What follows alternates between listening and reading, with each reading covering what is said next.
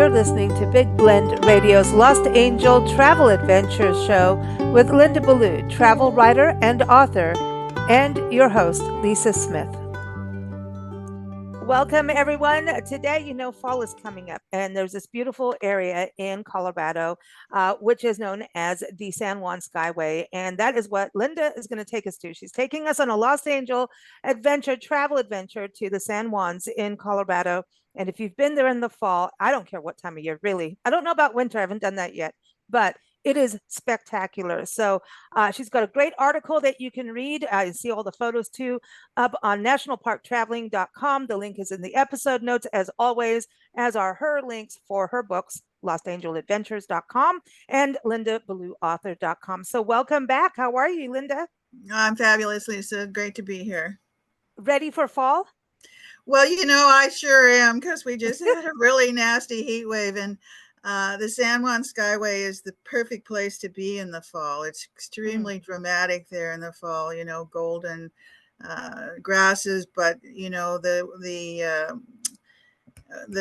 trees, what are the trees over there that are the aspens are spinning gold. That's right, the aspens. And it's just super, absolutely gorgeous. And the air temps are fairly mild in September. I mean, I don't know about going after September and running into snow, but it's lovely any time of year.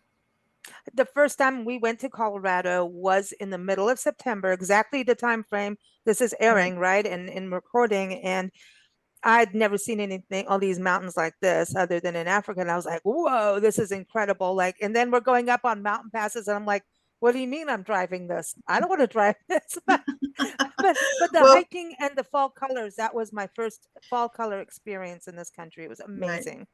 Well, it's a 236-mile loop that starts from Durango, which is at about 6,500 feet.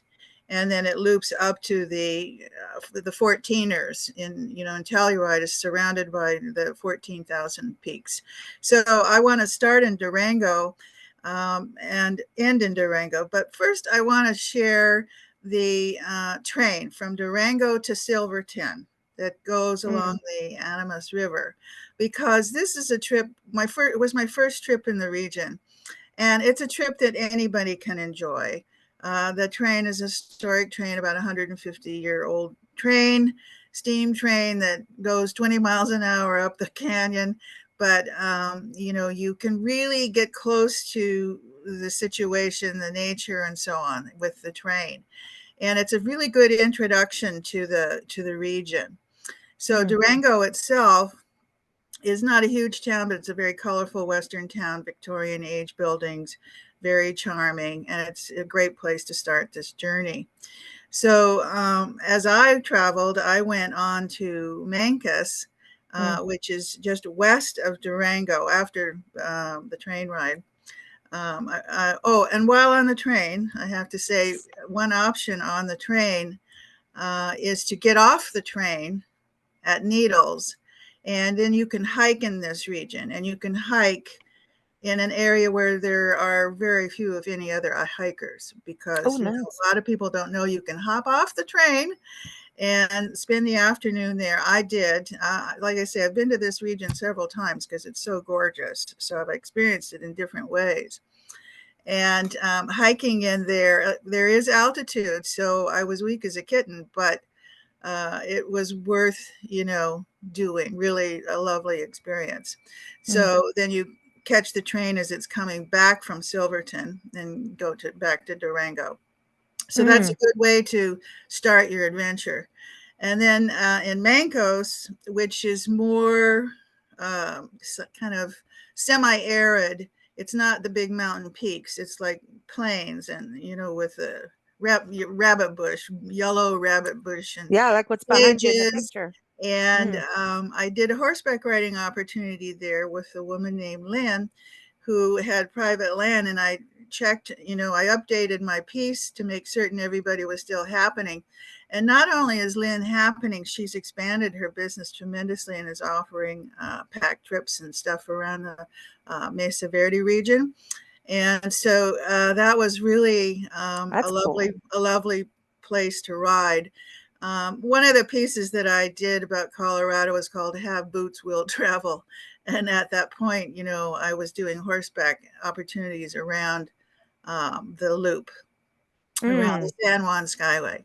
So that Wow. was one of them. And I highly recommend that because you really get close to nature that way. You smell the sage, take it slowly through the aspen groves are there too. And it's really a really nice way to experience this part of the world.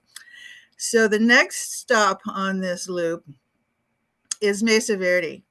And that's where you are there, sitting in Yes, I the love that palace. part. And Yes. of course, this is a world famous national park, Mesa Verde, where the Anasazi built these homes in these cliffs. That's just unimaginable. You just can't imagine how they did this. And they lived there up until about 1250, and then they vanished. And there's a lot of questions about why they left, but it probably had to do with resources. They Mm. had maize, corn up on the level parts here in the mesa. And they think that perhaps the soil, the nutrients that were played out of the soil, and that they had to leave for resources, but no one really knows what happened to Yeah. Saze. But there's a museum there. There's also the Fairview Lodge where I stayed, where you're like sitting like in a loft overlooking the Colorado Plateau, and it's Wow. quite beautiful and quite impressive. And there was a trail, the Petroglyph Trail, which if you do go to Mesa Verde, I'd highly recommend it because it gets you away from the crowds and lets you really immerse yourself in this really kind of mystical place. Mm. I think there's a spirit world there. My spirit I horse, do. Wind Dancer, was, just wild with excitement to be there, riding on the thermals. I mean, I'm not real woo woo, but I kind of pretend that Wind Dancer's with me, especially in places like this. He loves this kind of Mm. stuff. So, I really loved Mesa Verde. They also have a restaurant there where they you can sample indigenous type foods, some of the meals. Wow.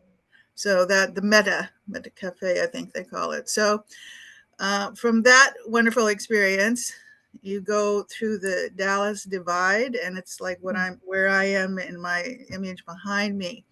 And so then you're following along the Dolores River, and you have beautiful colors, the fall colors, or if it's spring, you have gorgeous wildflowers. I mean, there's no Oh, bad time of year to be here. But you're climbing now, and you're going higher and higher and higher into the majestic peaks. And one of the places on the way to Telluride that I got to ride is called Lizard Pass. And once again, at that time, I was doing horseback adventures, and I was really had a special experience at Lizard Pass, a 25-mile ride into that very remote wilderness region, across, very energetic big creeks and into the mm. mountains. And you can hike that trail. And it's just before you come to Telluride. It's just outside of Mm. Telluride. I was staying at a guest ranch in Such a Telluride, beautiful area. which was one of my first travel riding gigs. And so spectacular, that region. So you don't have to be on a horse. You have boots, and you can hike that really spectacular trail. So then when you get to Telluride, the guest ranch that I stayed at, Skyline Ranch, is no longer there, along with a lot of the other guest ranches that I've experienced in the past. The young people, it's usually a generationally handed down, Mm-hmm. and the young people are tending not to want to carry forward the guest ranches because there's a lot of work to it. Mm. No, there really is. A lot Yeah. of liability to it. I mean, in days gone by, if you fell off your horse, hey, you fell off your horse, your fault, right? Oh, you weren't wearing a helmet? Well, so you weren't smart. Yeah. But in these days, there's tremendous liability for the ranchers. And Mhm. so many of the guest ranches that I've had that I And COVID enjoyed. didn't help. COVID didn't help anything either. Well, COVID didn't help, but guest ranchers are outdoors, and but Hmm. also there's the expense of maintaining the animals and so on. So, at any rate, Skyline Yeah. is no longer there, but Telluride is there, and And Telluride, Telluride rocks. I it's love it's Telluride, and they such have a the sweet, best fun town. Oh, it's so cute. good It's like music festivals too. right, I got a it's so shout out Western. for that. There's Hmm. all sorts of fun stuff going on there, festivals, music festivals. But I went with an adventure tour group there, where I put the link in the article. And I met my guide, young man named Josh, and he took me in a 4x4 up to the trailhead, because Mm, Telluride is surrounded by towering peaks.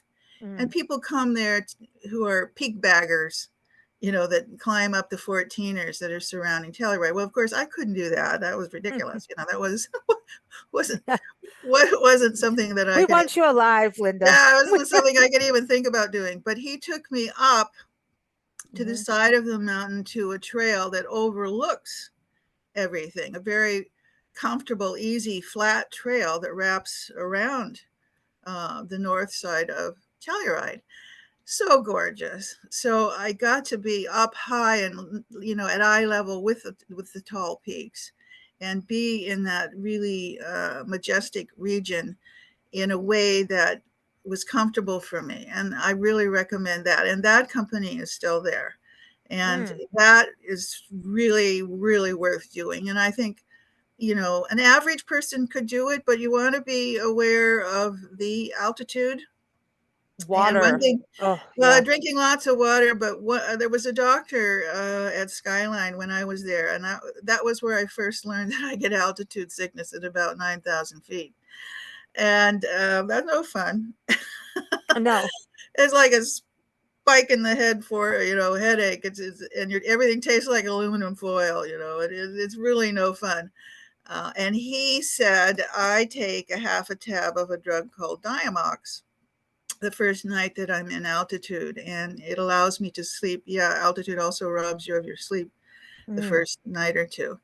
So he said he does that, and so subsequently I have a prescription, and I just take a half a tab when I'm going to go into altitude without time to acclimate. mm, It would be real nice if we had, weeks to, have 3 or 4 days to acclimate, but most people don't when they're on a mm, holiday.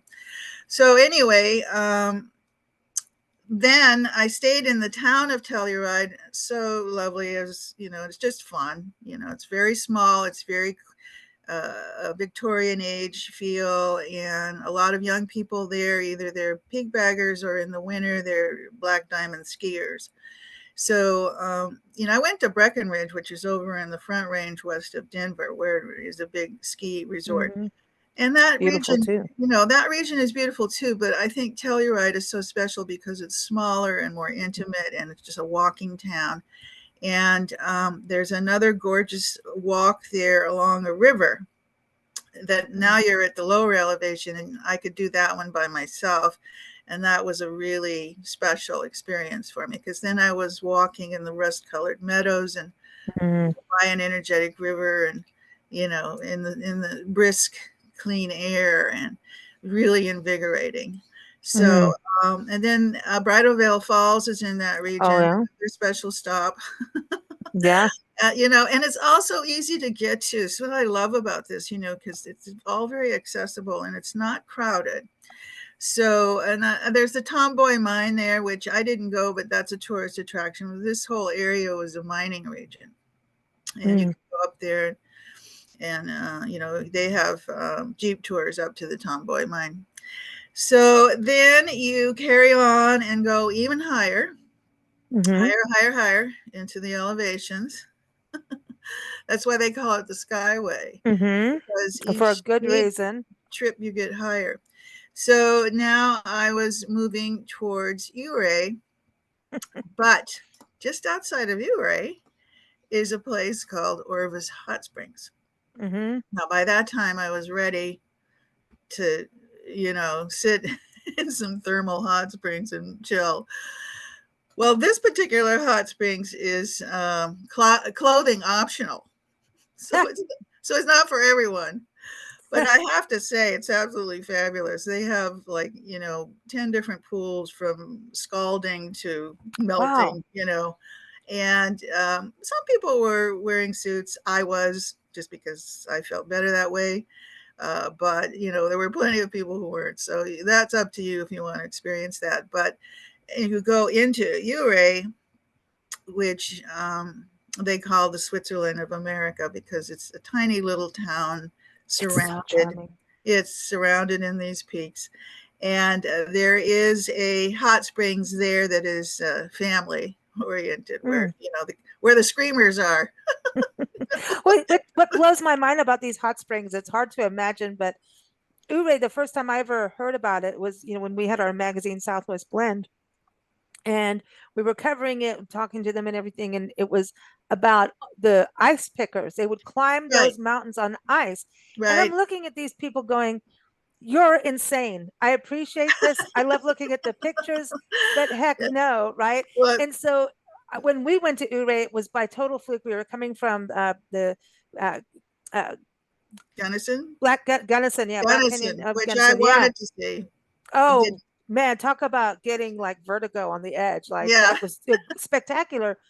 We went through there, and that's how we ended up on the Dead Man's Highway, also known as the $1 Million Highway. But it is a Dead Man's Highway. I don't need to do it again, but I saw the San Juan Mountains with a full moon over Red Mountain itself, which I thought was absolutely amazing. But I do not do that if you get like wonky on mountain passes. vertigo. It is no, it is one of the deadliest highways in the world, You, and there's you're no you're railing. you're getting a step ahead of me, because I know you were I scared know, on but that drive. going to Ouray, I was sitting there. I didn't even know we were getting on that highway, Linda. I Yeah, had no clue. But that town, I'm sitting there going, "This is so beautiful." And it was yeah, September again, same time of year we're talking. And the colors and the far there's that national forest, and it's so beautiful. But next right. thing I knew, I was in like on some road I didn't mean to be. But you did it right. You Well, know how we're to gonna do go this. So there. We're gonna everyone do go what there. Linda says. Don't listen to Lisa. Listen to Linda. Well, in the Ouray, they have a waterfall there that freezes every year, and that's when your ice climbers come. But not for me either. People do a lot of things I wouldn't do. But what I did do in Ouray, now it's a really high elevation, so I could not hike. There is a hike that goes around that town, but you have to be acclimated, and you have to be pretty tough to hike that trail, although I'm sure it's plenty of people can do it. But what I did was I rode with a man named Fence Post. You really do find them, don't you? So Fence Post was aboard Biscuit, who was a mule, and I was on a mare behind him. So I had a private ride with Fence Post going straight up this mountain. and, and Fence Post would say, "Is Biscuit blowing you kisses?" I go, Nice. "Yeah, yeah."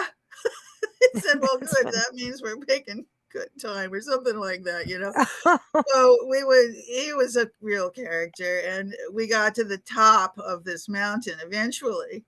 And then we had this magnificent vista of, Oh, these mountains. And he went on about how he was pioneering a trail from Ouray to Telluride. And, he was full of bluster, shall I say.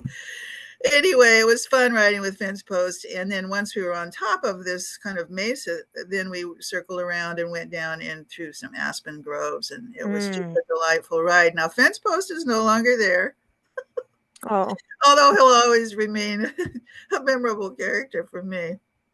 But there's a horseback riding opportunity now that's larger, that goes into the same terrain, that I would highly recommend. I mean, you don't have to be a fantastic rider; you just have to hang on. So I mean, you're not doing anything at a gallop. It's all yeah, at a walk. But yeah. it is vertiginous, I guess. It is until you get to the top, and then it's just really easy and fun. So, yeah, Ouray is named after Chief Ouray, Mm. who was a Ute and the Ute Indians. This was their hunting grounds, this region, and then they would go down into the lower areas in the winter because it gets quite snowy and snowed in here. So the next thing you have to do is the $1 Million Highway. And you have to, this was the link that many people died in the construction of this road. It was a real engineering feat, but it had to be done to complete the loop because otherwise the only way to get up to Silverton was with the train. So you experienced the $1 Million Highway maybe in a season that, I mean, I was there at a time when it wasn't raining. I would not want to be on this road when it was raining or dark or any of it. I mean, it is a narrow, snaking It was road getting dark. through the mountains. It was dark when we got to Yeah, Durango. yeah, and there have been many deaths on this highway. So, but just don't go at night in a storm, then you'll be fine. And drive And be slowly. be aware. Yeah, be aware. Drive Drive slow because there's no slowly, railing. and But it is incredibly beautiful, isn't it? Is it not yes, that part is spectacular? true. And so that has had. Then you get up to Silverton, which is the height, the top of it, Mm. of the loop. And that was, of course, where there's big silver mining taking place. And it's just a small little burg up there, and it's not open all season. I think they pretty much close up in the wintertime for the most part. But anyhow, I had this silly idea that I was going to be able to hike up there because I read in the trail books of the many beautiful hikes and so on. But of course, by now I'm at 12,000 feet. There's no way that I'm going to be able to hike in this extremely rugged terrain. So Wow. there is a company there that will take you on a four-wheel drive or Jeep tour into the mountains. And that is what I did.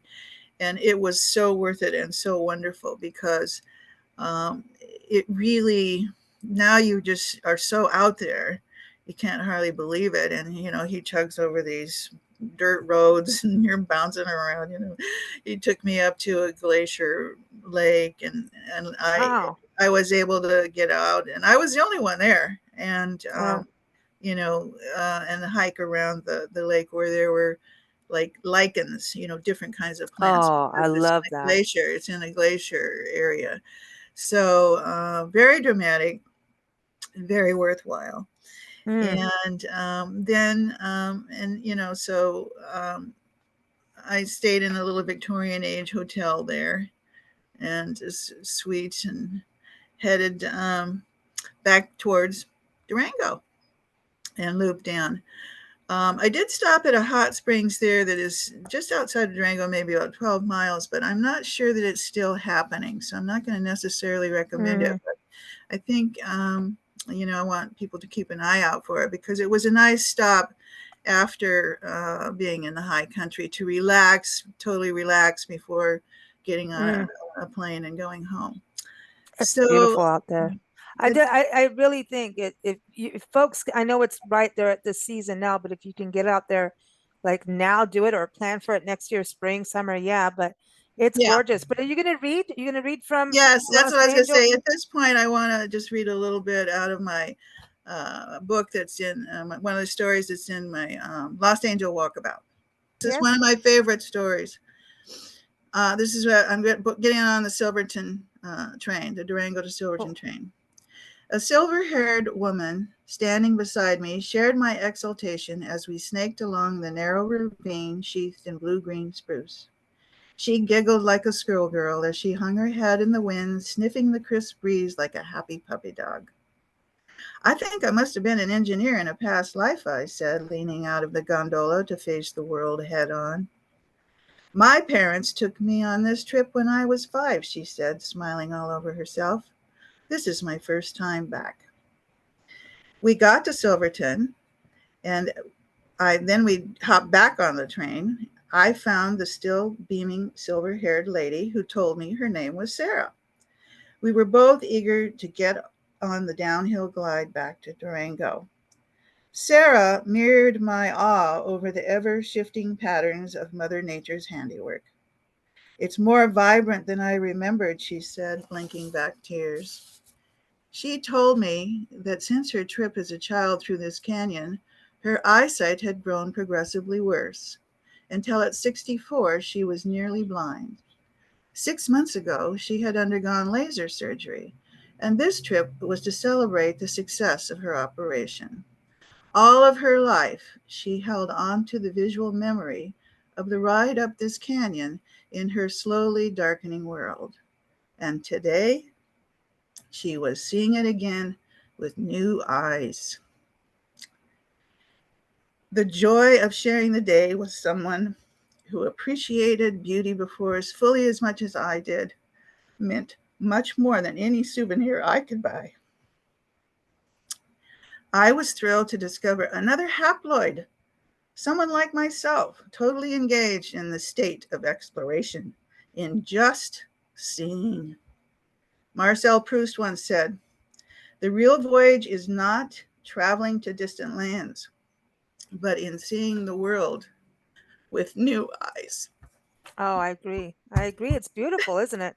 Nature is. I mean, it is when you go through something, and I think that's part of it. And if you're traveling solo, meeting people who also really get it, it's those little moments. It's about the journey. It's not about the destination. It's about the journey, but also who you share the journey with. Right. And I think Mm-hmm. that was something that happened in one of my very first travels, Mm, and it has stuck with me. That mm. you don't have to go far, No, but no. you do. I mean, you just need to go a little more slowly, I think. And Mm, um, meeting someone like her who was really appreciating life. I mm. guess Yeah, that's that's what I was trying to say. yeah. Well, because I mean, when you're getting to a point where you can't see, and then you can see again, and then you're seeing someone just in awe. That's a beautiful, tender, special moment, you know. Right. And I think for her to be able to share it with somebody else too is really awesome, Yeah, you so know. that was a great time, and I went back there many times. Like I say, that particular region just knocks my socks off. I mean, it just, there's a Mm, lot of variety. It's so charming, and it's very accessible. And for me, it's close. I mean, Colorado is pretty close for me, and I'm in Los Angeles, so mm. but there you go. My It's worth favorite. it. I think the most scenic byway in America, really. I mean, I've driven the Beartooth Highway because I had vertigo, and I thought, well, the way I'm going to conquer that is I'm going to drive the highest Well, that's highway. see, I have vertigo, and I've done every major, mountain pass in Colorado, and I survived. Trail Ridge Road, we talked about that, up in Rocky Mountain National Park. Right. I remember That that. one, And then, that one you didn't know, scare me. Yeah. that one, well, it was snow. We had snow, like Oh, we were in a tunnel of snow. And then they're like, here's the snow plains. I'm like, what do you mean snow plains? And then I went, oh, I see what this is about. Like real, like snow yeah. fields, not plains, snow fields. But Colorado, I mean, it's really one of those states to really wear layers. Don't get caught thinking it's a really hot day. You'll get nailed. I remember one of my favorite areas is Florissant National Monument. It's up by oh gosh, Cripple Creek. It's where it's near. And I remember going out. We were in the middle of summer, and it was like 34 degrees when we started out. So I Right. was like always in shock about how the weather would shift and change in Colorado Yeah, because I you're think closer to the sky, yeah, you have to be aware of the altitude, and it's Mm, semi-arid, so you can get mm-hmm, dehydrated very quickly there. So mm-hmm, yeah, you have to be paying attention and be prepared. mm-hmm, Like I said, I take that drug because I know that I am going to be affected by the altitude, and I'm mm, not going to have a week or two to acclimate. yeah. So, and I did hike in the Rocky Mountain National Park, and it was a hot day, and I got quite shaky and trembling, and I probably should have stopped hiking, but I Yeah. had a goal to get to I this love lake. I made it. I made it. I love it. I love But it. Well, I think this was a perfect destination to talk about today. Everyone, again, keep up with Linda at lostangeladventures.com and lindablueauthor.com. And if you love Colorado, well, you know what book they need to get now too? Not only Lost Angel Walkabout, but they've got to learn more about Isabella Bird. I know we've talked a lot on the show Oh about that. gosh. Embrace of the Wild. They need to get that too. Yeah, I'm just she saying. rode through the Front Range just outside of Denver, and I wrote about it and wrote articles about it, and we've talked about. I think we did a podcast episode about the Front We've Range. done a So few on just different yeah, channels we well, have, but Colorado it's is worth such a it. gorgeous state. Yeah. So thank It's you, worth Lisa, it. for letting me share. Well, happy fall, y'all, because it's coming. I can say y'all because I'm in the South. All Okay. right. All Take right, care, Linda. y'all. Thank you. All Okay. right. Bye Bye bye. bye. Thank you for listening to Big Blend Radio's Lost to Angel Travel Adventure Show with Linda Ballou, travel writer and author. Keep up with her at lindaballauthor.com and lostangeladventures.com. You can also keep up with Big Blend Radio at bigblendradio.com. Now, happy traveling.